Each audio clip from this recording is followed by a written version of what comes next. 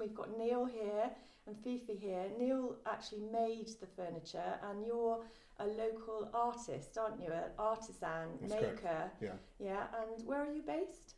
I'm based down near Berkeley. Oh, right, okay. And so what gave you the inspiration for this piece of furniture? Well, it was an experiment, really.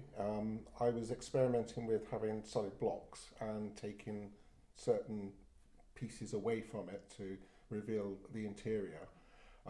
It was always originally going to be made out of wood, but as the process went down and the sketches developed, I decided that I'd have a go at making it out of metal. I also love the finish that you get from rich colours of rust. So I thought with the metal I could actually produce it so it looked like a solid block of steel that had rusted, and then all these pieces would scoop out and then reveal the shiny interior. Yeah, so you've done this wonderful catalogue of evidence here of how you created it, and it shows that it was a very, very long, drawn-out process, and you say it sort of organically developed as you were going along, so parts of the process just manifested during development, is that right? Yes, yeah. I'd never done anything in metal before, so every single process was completely new to me. I took advice from people and then just really went from there. So you didn't have to add anything to it when you put it outside to let it rust? The only thing I did to aid the clean-up process later to produce the scoops, I put a lithium grease on the scoops just to protect it from the weather, so that when it came to sealing it, I could just clean off all the lithium grease, and, yeah, I understand. and then that would leave the scoops clean. Was it always intended to be a coffee table? Was that your end goal? Yes, it was, yeah. Right, and you've used a toughened glass type of thing, have you? Yeah, it's a toughened glass top, yeah. Yeah, well that's lovely. So is it very heavy as an item No, of it's furniture? not. No, it's not heavy. I can pick it up quite easily myself. Two people, just because of the shape of it, but it's very, very light, really. So would you say it took you the best part of a year to make this object? How long would it take you to make that?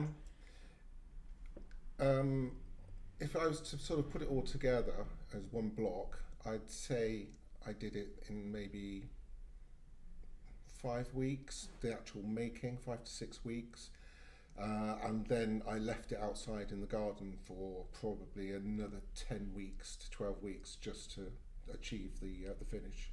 Did it rain a lot during that time? It did, yeah. It did. It did, and yeah. was it fun? But I was also chucking on buckets of lemon juice and anything else that could aid really? the rusting, yeah. And did it turn out the way you originally envisaged it, or? Better, actually. Better? Yeah, the colours were just superb, yeah. And so how is that protected now, so it's not going to be like making a mess? It's got quite a few layers of lacquer on it now, which will completely seal it. Right. So it stops the rusting process. Yes, and how often would you say you get these sort of inspirational ideas for creating wonderful pieces of art in furniture? All the time.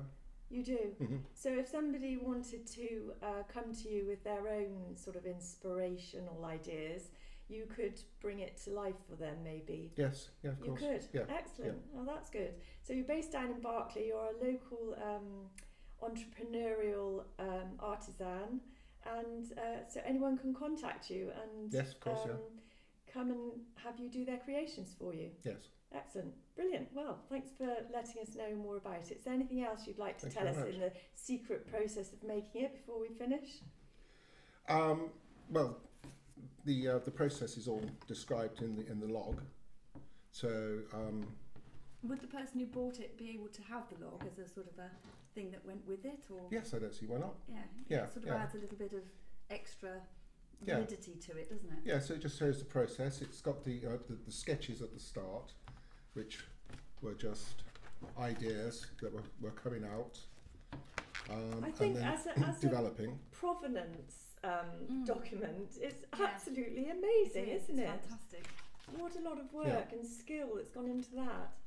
So we just go through the sketches and then maquettes and just models, just playing with the shapes and the scoops. Though these are really tiny, but they were just sort of hammered out just to see how things would work.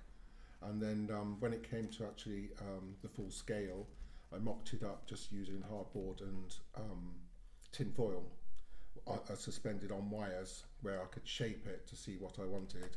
And then once I got the shape right, I could cut along the wires, fold it flat, and then that would give me the shape for my templates to actually cut the steel. Wow. And then from there on, it was just a case of bash it out with a hammer until they all fitted together. Was that fun? It was very noisy. Did it Take very with a lot of noisy. aggression. Yeah, very Did it noisy. take a long time? Yeah, the shaping probably took me about 2 weeks to get it to a point where, so on here, this was done just in the divot of a log, just to get the basic shape, and then I put it on top of the steel dolly just to hammer it out, and then of course you get it so it's nice and smooth then, and then because I'd already made the templates, once I got it to the shape, they all fitted together anyway, and then it could all be tacked and plasma cut, and then all the sides You then say joined things on. like plasma cut, and I've no clue what that means. So either. the plasma cut was just a way of, so when I joined everything together, of course, it was all, it wasn't all in the same plane to put a flat sheet on. So I had to cut it so that this would then be all in the same plane. And then you So- get to the point where you can then have this flat shape Yeah. to join the panels onto the sides. So take us to the final page then, so we can finish on a visual of the actual piece. So this is where it was rusting Oops. with the lithium grease, and then that's the final piece after the scrape. And was it designed specifically to look like it was a giant bite out of an apple? Was that the... It was, yeah. Like I said, I wanted to work with a solid shape and then just removing parts to reveal the inner. And it was actually while I was eating an apple that I came up with the idea of the teeth marks and the scoops, and then developed it from there. Excellent. Well, thank you very much for Welcome. telling us about it, and it is actually available for purchasing at the moment in Fifi's shop, isn't it? Yes, it is. So by all means contact us for more information, and thanks for listening today. Would you, Thank you. would you be prepared to come along and talk about other inventions that you have going on Yes. and other pieces? Yes, of course. Because you do a lot of sort of normal things, don't you, like making doors and things like that. I do, yeah. And is it a real pleasure for you to step outside and to do the things that come from your actual creativity, your creative Yes, brain? it's always nice to do speculative pieces, Yeah.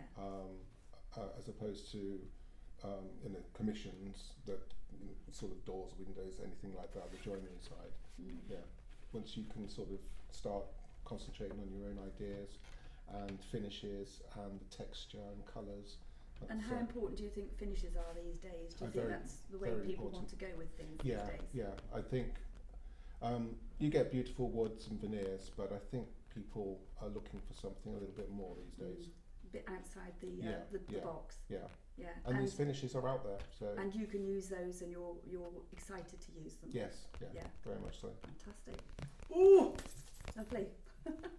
thank you. Thank you. Very interesting and lovely. Thank you for talking to us today, and Welcome. we'll share it all over our social media. Thank you so much. Bye for now. Bye. Bye.